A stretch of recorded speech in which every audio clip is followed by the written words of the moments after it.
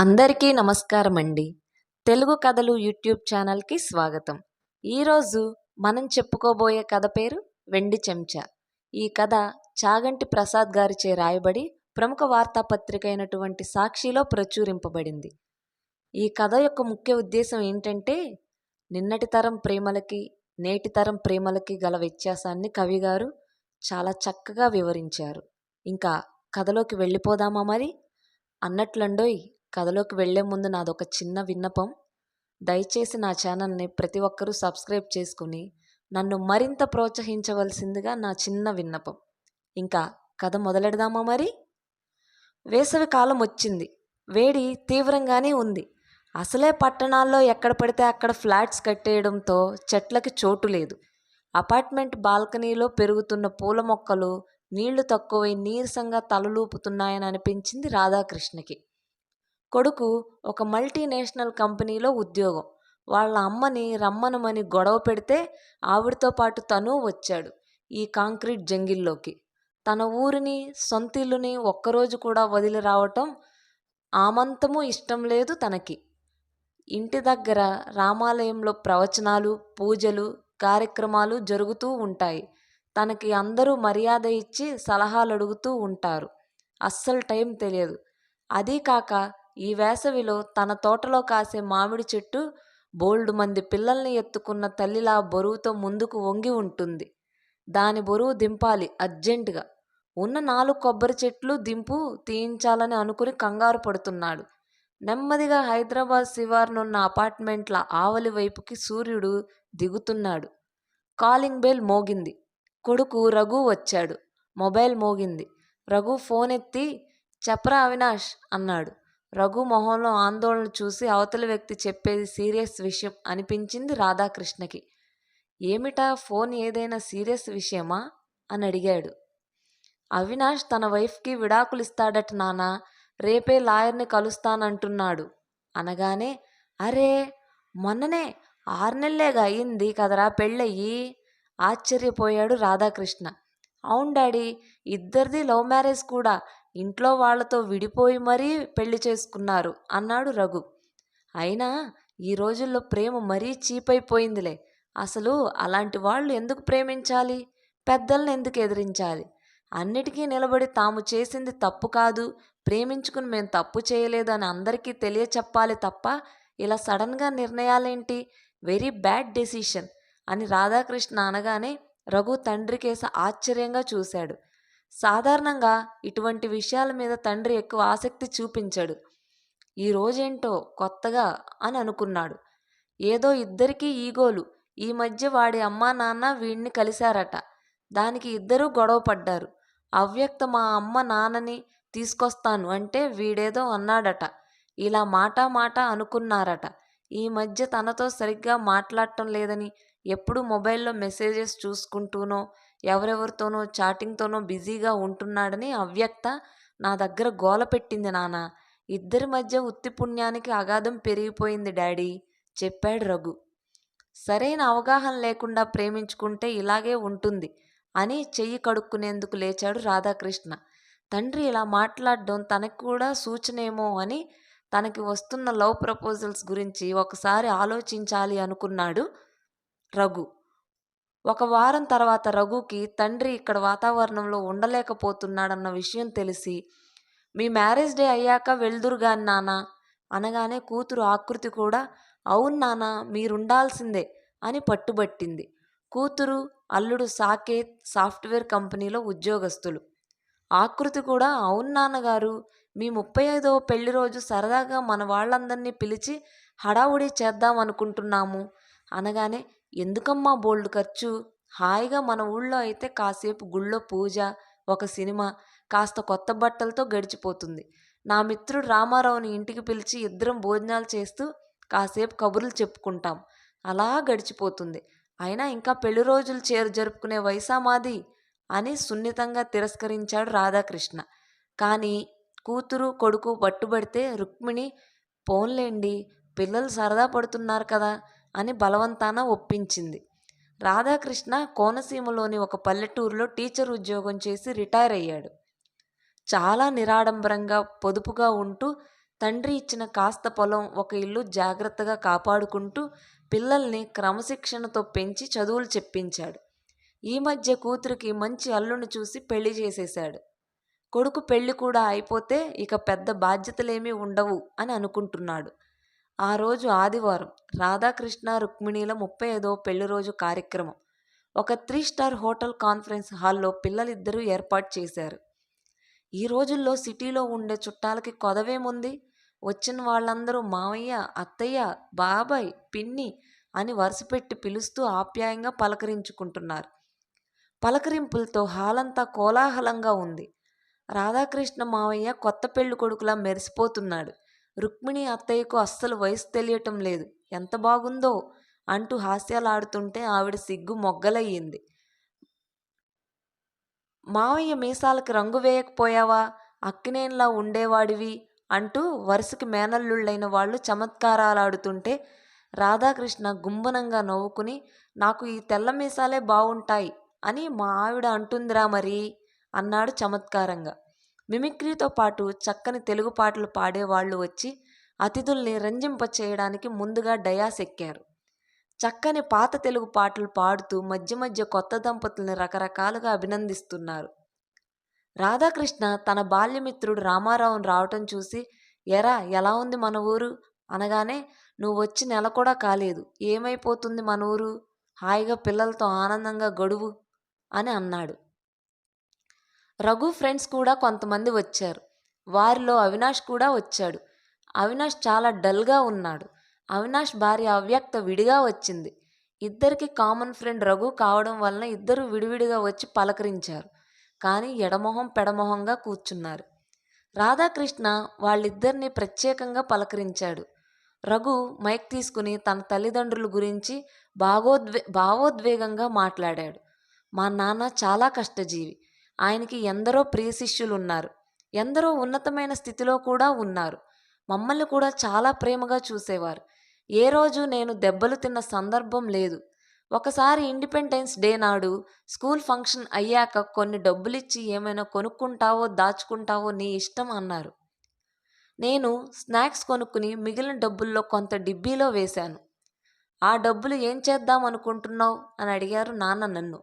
నేను ఇంకా ఆలోచించలేదు నాన్న అన్నాను. కొంత సొమ్ము ఎవరికైనా సహాయం చేయి అన్నారు.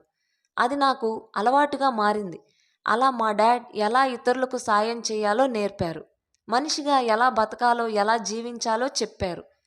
ఇక అమ్మ నన్ను బాగా గారాబం చేసేది, కానీ నాకు అన్నీ నేర్పేది.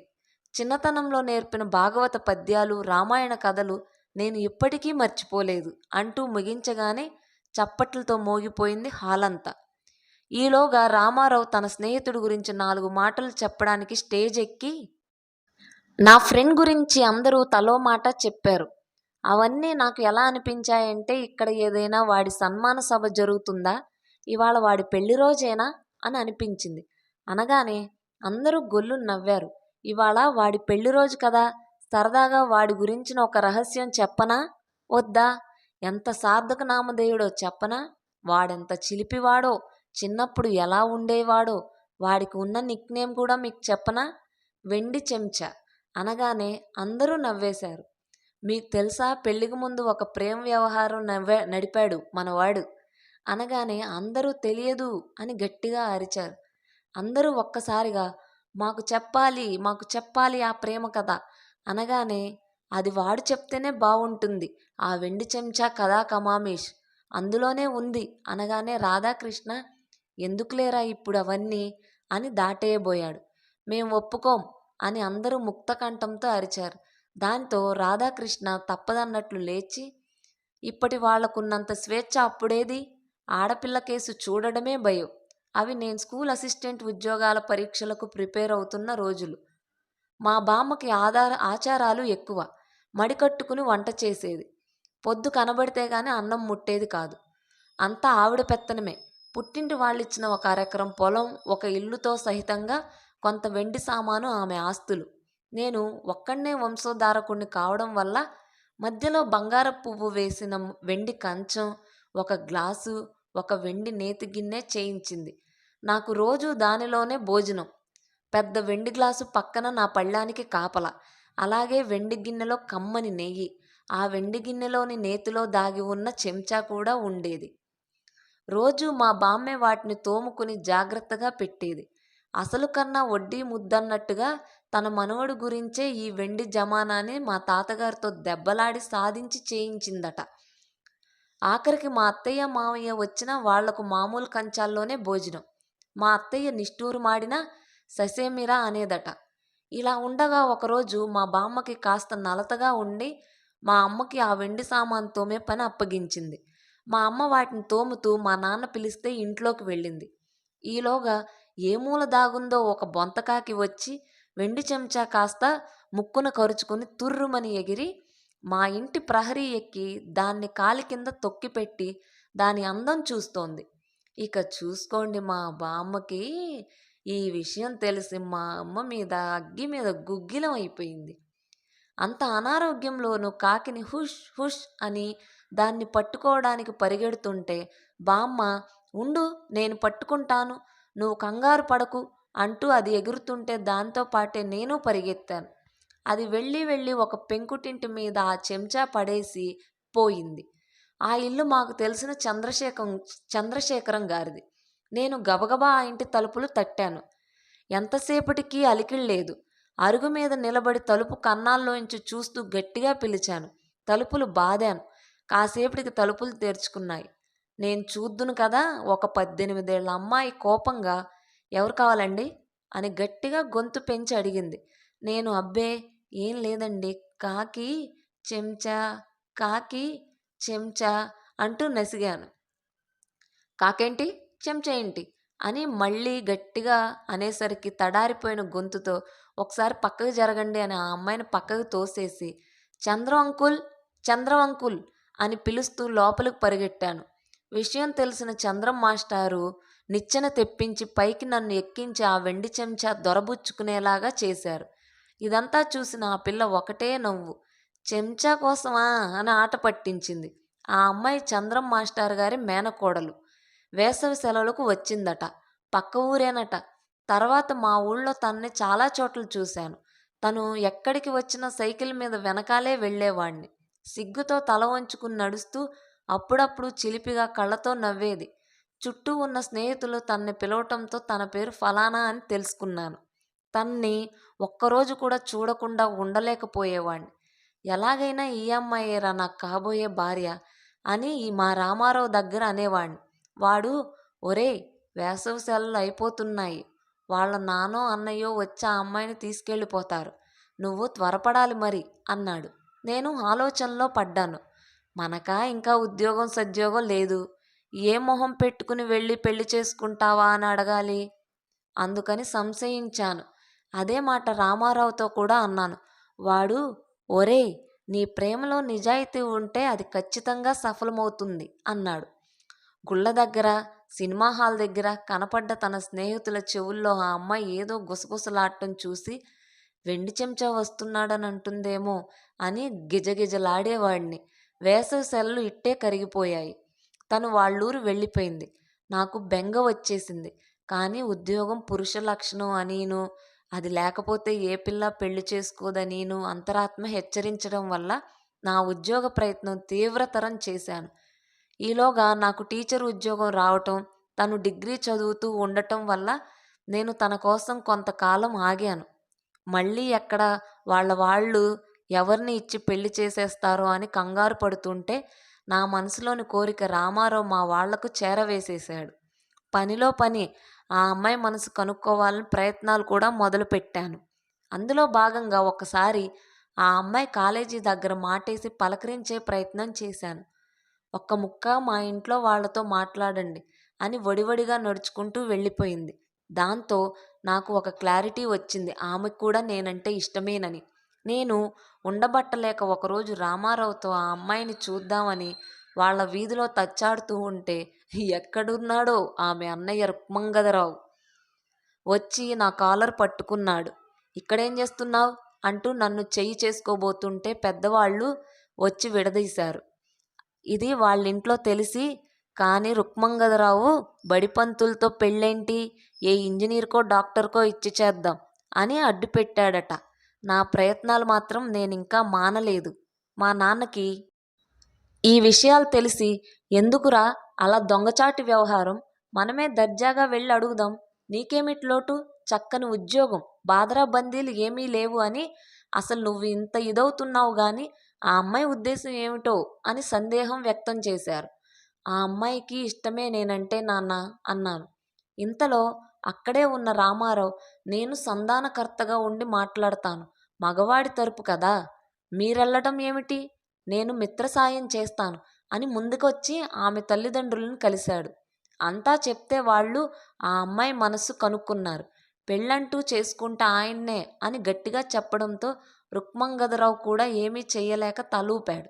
సాంప్రదాయం అంటూ ఒకటి ఉంది కదా, అందుకేనే తాంబూలాలకి తరలి వచ్చి మాట్లాడారు.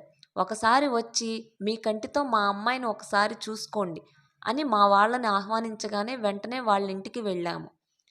మా అమ్మ, నాన్న, బామ్మలకి ఆ అమ్మాయి చదువుతో పాటు అణకువ, పెద్దల పట్ల గౌరవం, వినయ విధేయత అన్నీ విధాలా నచ్చి, మా బామ్మ చక్కగా ఉంది, చిదిమి దీపం పెట్టుకోవచ్చు అని తను మనవరాలి కోసం దాచి ఉంచిన కాసుల పేరు మెళ్ళో వేసేసింది. రాధాకృష్ణ ఇంక మాట్లాడడం పూర్తి కాకుండానే. ఇంతకీ ఆమె ఎవరు? నాన్నకి ఇంత ప్రేమ ఉందా? మాకు ఎప్పుడూ ఎవరూ చెప్పలేదు అని ఆశ్చర్యపోయారు రఘు, ఆకృతి. ఇంతకీ ఆమె ఎవరో తెలుసా అంటూ అప్పుడే వస్తున్న తన భార్య రుక్మిణికేసి వేలు చూపాడు. ఒక్కసారిగా కరతాళ ధ్వనులు వినిపించాయి. ఆ రోజు నా కాలర్ పట్టుకున్న మా బావమరిది రుక్మంగదరావు నా గడ్డం కింద బెల్లం ముక్క పెట్టి మరీ బ్రతిమాలాడు, మా చెల్లిని చేసుకోండి, కాశీకి వెళ్ళకండి అని. అదుగో ఆ ముందు వరుసలో కూర్చున్నాడు అనగానే అందరూ ఆ పక్కకి చూస్తే నవ్వుతూ చేతులు ఊపుతున్నాడు రుక్మంగదరావు. అలా వెండి చెంచా మమ్మల్ని కలిపింది. ఇంతకీ నేను చెప్పదలిచేది ఏమిటంటే, మనం ప్రేమిస్తే దాంట్లో నిజాయితీ ఉండాలి. ఆ ప్రేమని చక్కగా జీవితాంతం ఆస్వాదించాలి. ఉధృతంగా, ఉద్రేకంగా పెళ్లికి ముందు బాగా చక్కర్లు కొట్టేసి, పెళ్ళైపోగానే బోర్ కొట్టేసి బ్రేకప్లు చెప్పుకునే ప్రేమ అసలు ప్రేమే కాదు. నేను ఇప్పటి వాళ్లకు చెప్పేదేమిటంటే, నిజాయితీగా ప్రేమించండి, పెళ్ళాడండి, జీవితాంతం నిలబడండి. అదే మీరు ప్రేమకిచ్చే గౌరవం. అప్పుడు మీరు ఆదర్శవంతులవుతారు అని ముగించాడు రాధాకృష్ణ. ఈ మాటలు సూటిగా అవినాష్, అవ్యక్త గుండెల్లో నాటుకున్నాయి. ఒకళ్ళ మొహం ఒకరు చూసుకున్నారు. వాళ్ల మొహంలో కనబడిన అపరాధ భావం మార్పుకి సంకేతం కాబోలు. రాధాకృష్ణ ఇంకా మాట్లాడుతూ, ఏముందండి, ఒకరి అభిప్రాయాన్ని ఒకరు గౌరవించుకుని అంతేగా అంతేగా అనుకుంటే రోజు కొత్తగా ఉంటుంది, అసలు గొడవలనేవే రావు అనగానే అందరూ నవ్వుతూ ఆనందంగా భోజనాలకి లేచారు. కథ సమాప్తం. మరిన్ని కథల కోసం మా తెలుగు కథలు యూట్యూబ్ ఛానల్ని లైక్ చేసి, షేర్ చేసి, సబ్స్క్రైబ్ చేసుకోండి.